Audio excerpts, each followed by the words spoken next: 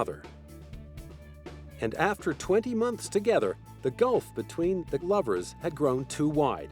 While Michael had been desperate to start a family, Lisa Marie already had 2 young children from her first marriage to Danny Keough and didn't want any more.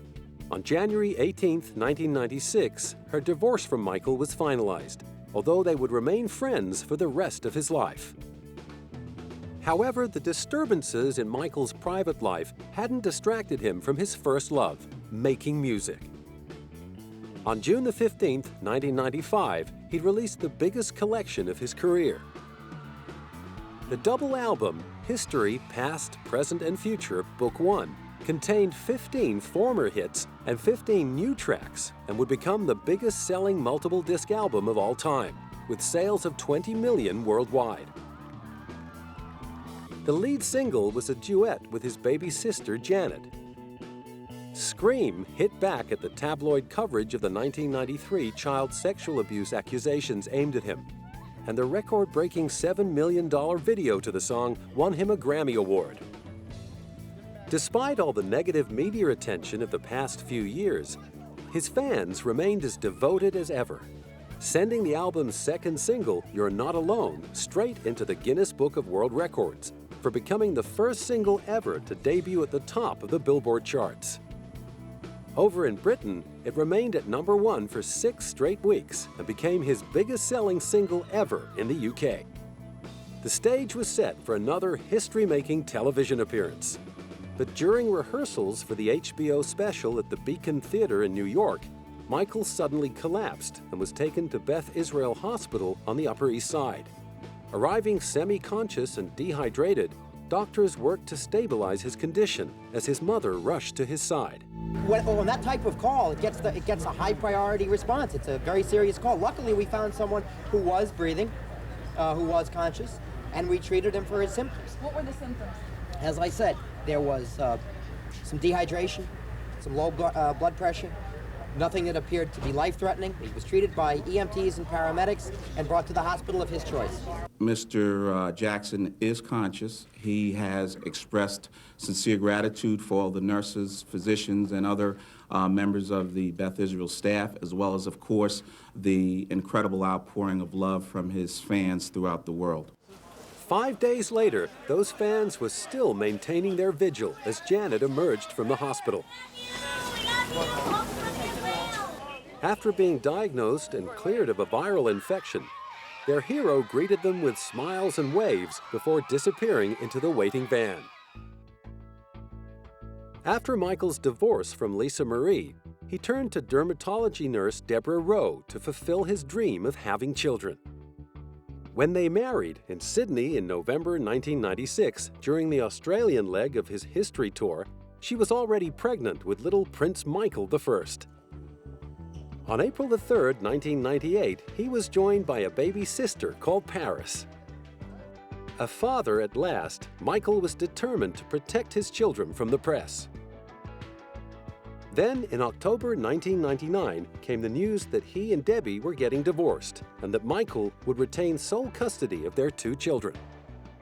Despite being a single father of 2, he stepped up his already demanding schedule of charity work and broke yet another Guinness World Record. His involvement with a staggering 39 charities far eclipsed the philanthropic efforts of any other celebrity or entertainer.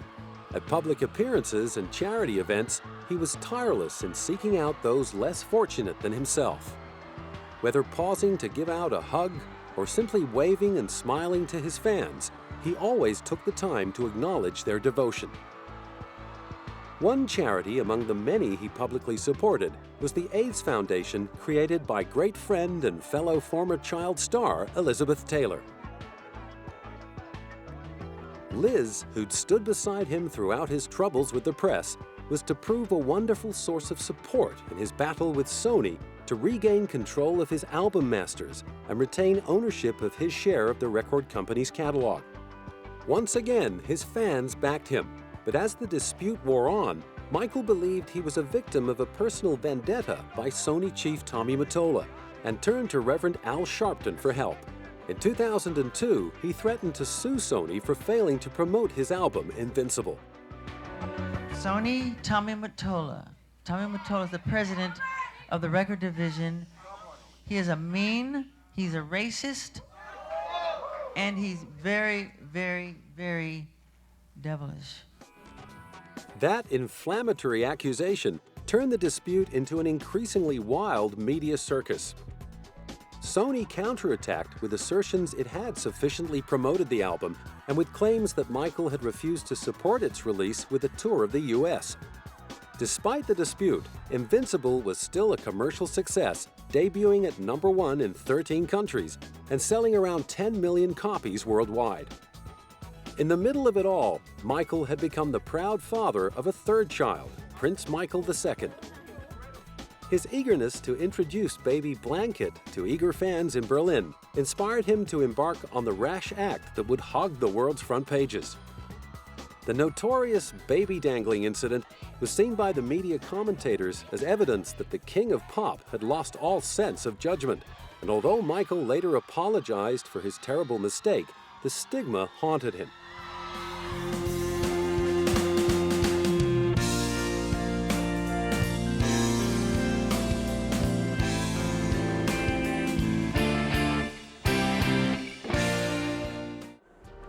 Tragically, Michael's most traumatic media ordeal was still to come.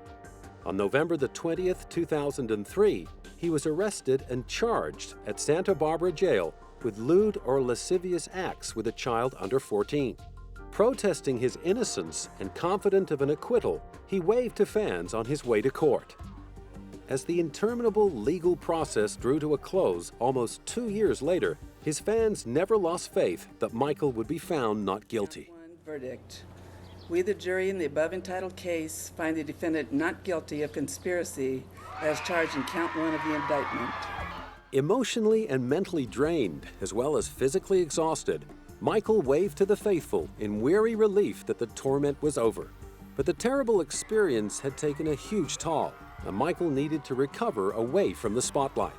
After the trial, he flew to the Persian Gulf and stayed as the guest of Sheikh Abdullah in Bahrain. In November 2006, he made a rare public appearance at the World Music Awards in Monaco to receive a Diamond Award for selling over 100 million records worldwide. The visit also coincided with the release of a special 25th anniversary edition of Thriller, a timely tribute to the biggest-selling album of all time and a reminder that the king of pop wasn't finished yet. In March 2009, it seemed that the years of waiting had all been worthwhile when Michael called a press conference in London to announce he was ready to make a spectacular return to the stage. Overcome with emotion at the prospect of a Michael Jackson comeback, the ecstatic crowd wept and chanted his name, and as he took to the microphone for what was to be the very last time, Michael rewarded them with a winning smile and his trademark peace salute. These will be my final show performances in London. This will be it. This is it. And when I say this is it, it really means this is it. Because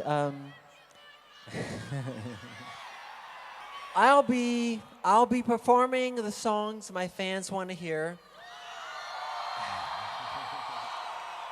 This is it. I mean, this is really it. This is the final curtain call. Okay? And I'll see you in July.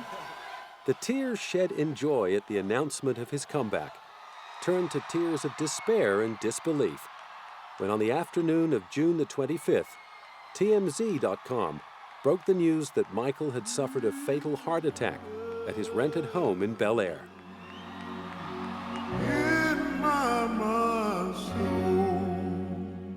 United in their grief, fans across the globe immediately went into mourning.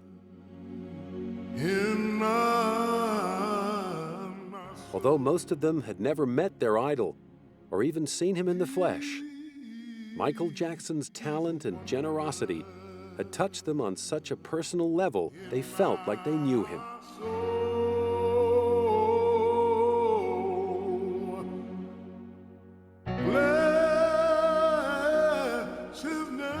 On July 7th, 1 billion people tuned in to his memorial service to pay their last respects to an artist who will not only be remembered as a consummate entertainer, but also as a great humanitarian, a loving father, and a devoted icon.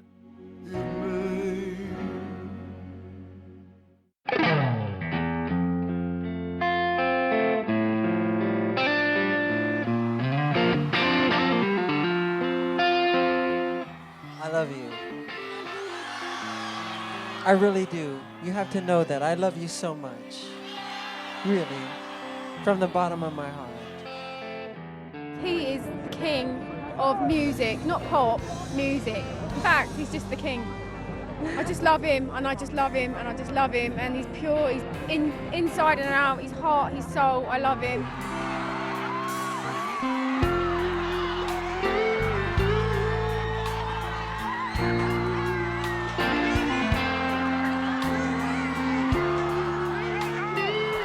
Michael Jackson changed my life. When I saw him moonwalk, when I heard him sing, when I seen him perform, he was life-changing. He's the greatest artist of our time. Talent and music will stay. Of course, you have to be young, you have to be beautiful, talented, I'm saying, but Michael Jackson is one of the best.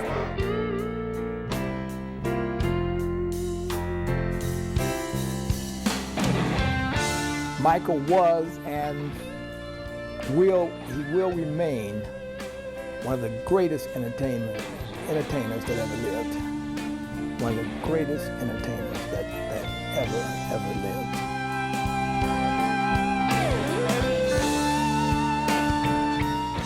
Well, they said Sammy Davis was the best entertainer ever. I put Michael right up there with him. Michael worked hard. You could see it when he hit the stage.